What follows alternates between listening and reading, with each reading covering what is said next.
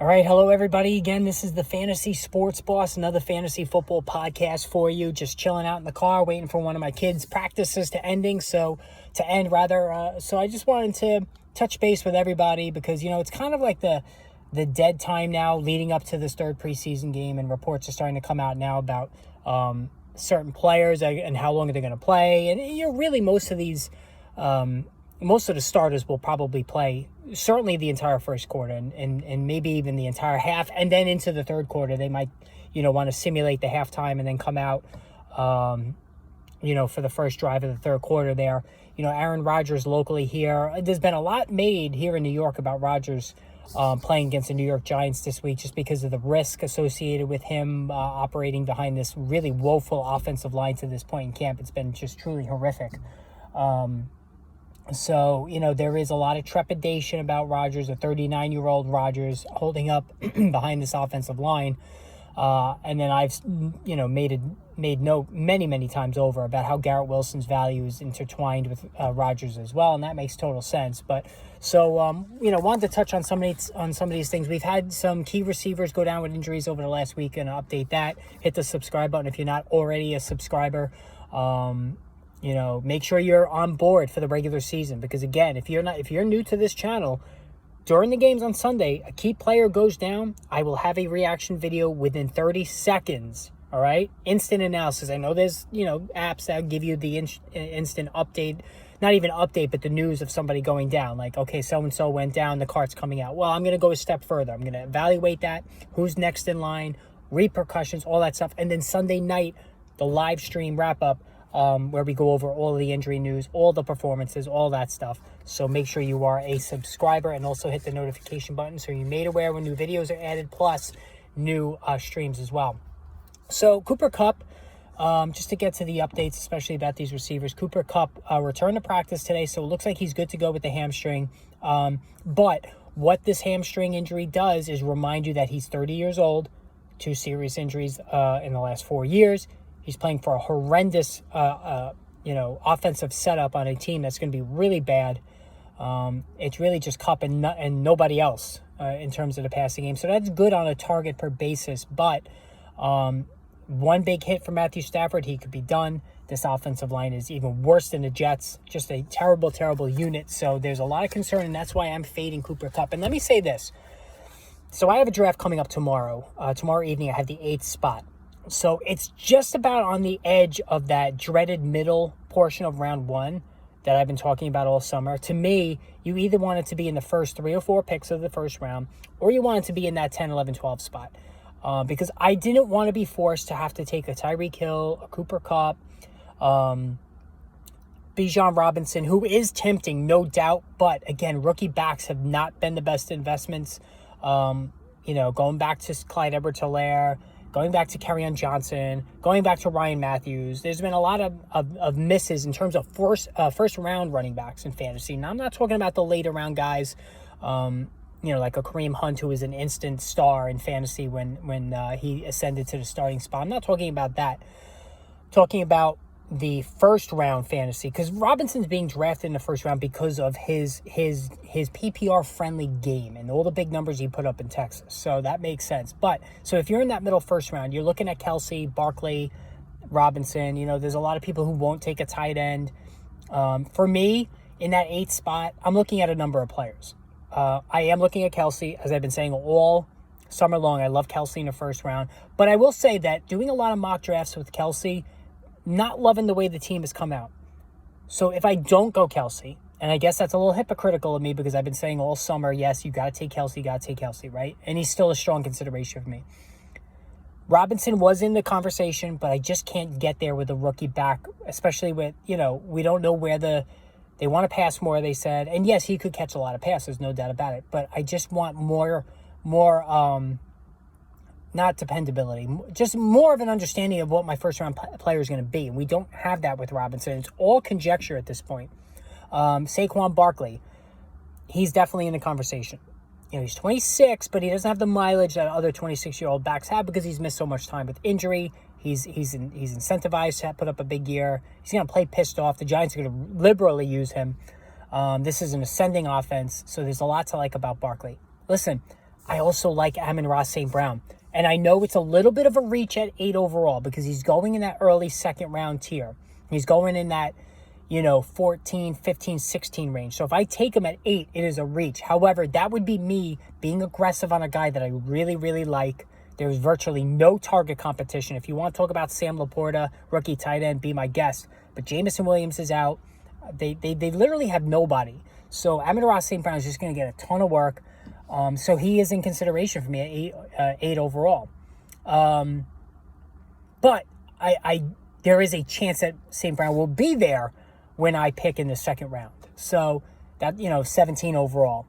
So that's the thinking I'm going in right now. Do I take Barkley and hope St. Brown makes it? If he doesn't, is A.J. Brown going to fall? I don't think so. I don't want Garrett Wilson again because I already have him on my one team, and I'm very, very disciplined on having a diverse portfolio of fantasy players. That's why I only have 2 teams. You might think, oh, you're a fantasy guru. You got dozens of teams. No, I have 2 teams every year. Sometimes I do 3, but it's 2. I want a select number of guys to root for, to focus in on. I don't understand how these people that have like 15 teams, you can't. Basically, you're going to be rooting for everybody, rooting against everybody at the same time because chances are you're going to have these players on your team and your opponents are going to have these players. So I've never been one of those guys that has this many, over 8 fantasy teams. I think it's kind of ridiculous just it's impossible to devote that much time. So I'm in 2 money leagues. One is a pretty high stakes money league, and then one is just a moderate work league. Tony Pollard in round 2. I've liked Tony Pollard in round 2. And when I say Saquon Barkley in round 1, I'm probably not going to do it. I don't, and I'm a Giants fan, so I am tempted there. I don't want to take a running back in the first round. Now, I haven't mentioned Stefon Diggs to this point. I'm really not loving Stefon Diggs as much as I have in the past, and it really has nothing to do with his behavior. The way he was butting heads with Josh Allen. He really was bad down the stretch. Stefon Diggs and Devontae Adams, as great a wide receiver ones as they are in fantasy, they both laid collective eggs in the fantasy football semis and finals last year. It was horrible, both of them. And even Justin Jefferson had the one-catch game against Green Bay. I mean, some of the biggest name receivers really came up small in the fantasy playoffs. But you look at Stefon Diggs. He's opening up against Sauce Gardner on Monday Night Football. So if you want to get off to a good start in your league, you want to be 1-0, and you will have Stefon Diggs, you got to go into this knowing that you're probably not going to get an optimum game of Diggs because he's going against the number 1 cover corner in football, and he struggled in both games against Gardner last season. Now, he also has Bill Belichick twice during the season. He's going to have Gardner again. They're playing Denver. So, there's a lot of prime, Miami, Jalen Ramsey, we know he's hurt. He's probably not going to be back for that week 4 game. So at least that's one bullet dodged there. So, there's a lot of, potential minefields. They're playing Philadelphia, whether it's Darius Slay. I mean, they have bookend cornerbacks that can cover anybody. They're going to play Dallas in the fantasy first round of the fantasy playoffs. So against his brother there. So it's going to be tough, tough sledding. And in the finals, he's got Bill Belichick, and Bill Belichick can shut down anybody if he really wants to. So I'm not in love with Stefon Diggs. Now, as far as Amon-Ra St. Brown is concerned, let me take a look at the schedule. And I haven't even mentioned the fact that you get the bad weather as well for Buffalo. But with Detroit, they play in a dome. They're going to play Minnesota, another dome team. So there's a lot of dome games for Amon-Ra St. Brown. Listen, it's going to be an absolute shootout against Kansas City in the opener. Then you get Seattle, Atlanta, 2 cupcake matchups there for him. He's got Carolina. He's got Tampa Bay. I mean, Detroit has an exponentially easy schedule this season. The fantasy playoffs now, he's got Denver. Tough matchup there against Denver in Week 15. At Minnesota, a lot of points scored there. And then he's got Dallas in the fantasy championship. So, Trevon Diggs. So, 2 of those playoff matchups are not great for Amon-Ra St. Brown, but the early schedule is really, really, really good. So, you got to look at that there. So can I start a draft with Amon-Ra St. Brown, Tony Pollard? Conceivably, I could. I really have no idea what I'm doing with this number 8 spot, and I'll give you all the details on Friday morning for Football Friday. definitely a podcast early, not a podcast, a live stream for Football Friday, to let you know how I did. But I have to say that the 8th spot is tricky.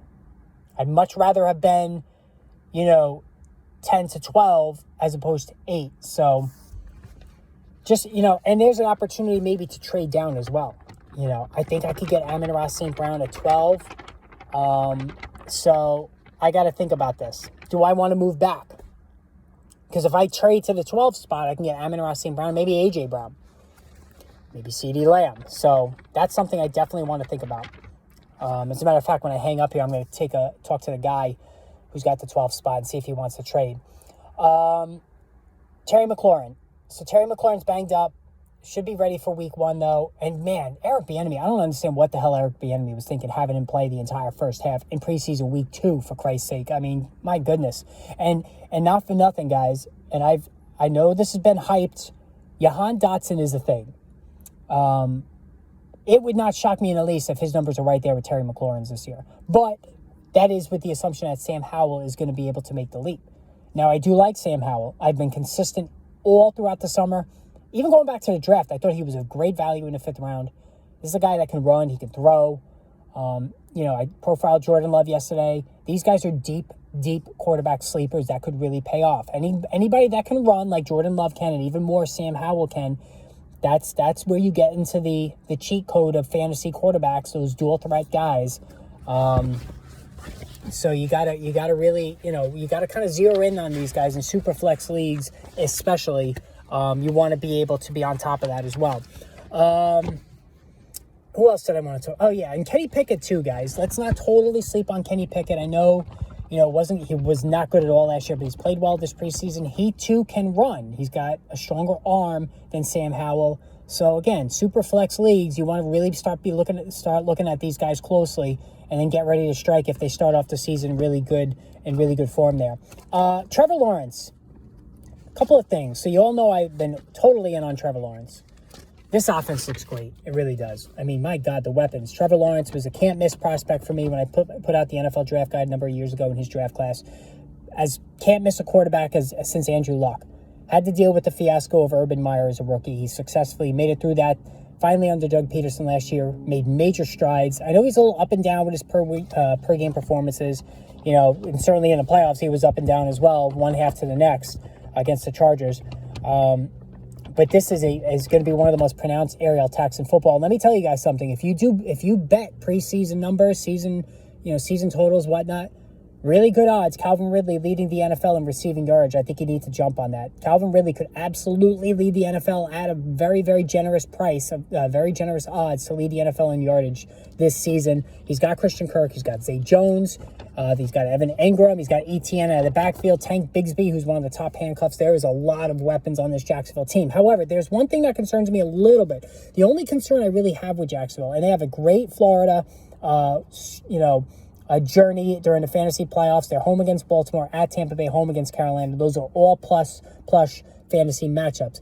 But what I don't like about Jacksonville, it's really a minor quibble, is that, they play Houston twice, they play Indy twice, 2 rebuilding teams. It very well could be a situation where the Jaguars are up big and they dial it back, they run the ball a lot in the second half. And that's what the Eagles did a lot last season as well with Jalen Hurts. And you don't want to see that if it's your, obviously if it's your fantasy quarterback, the more shootouts they're in, the better. But that's something I get. And then 2 of the first 3 games at Indy, then they have Kansas City, and then they're home to Houston. So, it might be a slightly slower start for Trevor Lawrence than you might anticipate. I think you stay the course with him. He's generally been the QB8 coming off the draft board. So I still love him a lot. Don't get me wrong. I really do. But, this is my job, is to point out things. Like if you're trying to make a tie break between him and Justin Herbert, I think Justin Herbert is just a phenomenal quarterback. If you can get him at QB7, that's a steal. I'm all in on Justin Herbert. There's going to be shootouts galore with the Chargers all year in that division. All year. All right. There are going to be constant shootouts in that division, with Kansas City and Sean Payton passing attack in Denver. Raiders team, we still, really don't know what to make of Jimmy Garoppolo with Devontae Adams. That is an open question mark. But I think there's a lot of potential there for there to be a ton of shootouts for Justin Herbert. all right? Remember, you want running backs on good teams, all right, because then they're going to be running the ball a lot in the second half. You want receivers on teams that might have shaky defenses because then they're going to have to keep throwing. And the Chargers qualify there. They have a shaky defense. That means lots of high-scoring games. That means lots of Justin Herbert passes, all right? So you want quarterbacks on teams with shaky defenses because then they're going to throw the football more and more in the second half. And I've been asked a lot about defense. So in one league that I drafted, last week, I did not draft a defense because I wanted to stock up on as many running backs and receivers as I could, and then I was just going to pick a defense up before the end of the season. But my number one defense recommend this season that may not even be drafted, and it wasn't drafted in my league, is the New Orleans Saints. I love the Saints defense. It is a cake schedule for them. They have, listen to this, in the fantasy semifinals, they're at the Rams, okay? In the fantasy Super Bowl week, they're at Tampa Bay. Those are great matchups for the defense. They have Houston on the schedule, Tampa Bay twice, obviously. Carolina. This is a really good schedule for the Saints, and they had a lot of sacks last year. All right, so newsflash just came down the pike. Sam Darnold has been named the number 2 quarterback for the San Francisco 49ers. Brock Purdy, the guy. Darnold, the number 2. Trey Lance. Listen, there may not be a more overhyped quarterback that I've seen in the last couple of years than Trey Lance, who really did nothing in college, barely played because of COVID.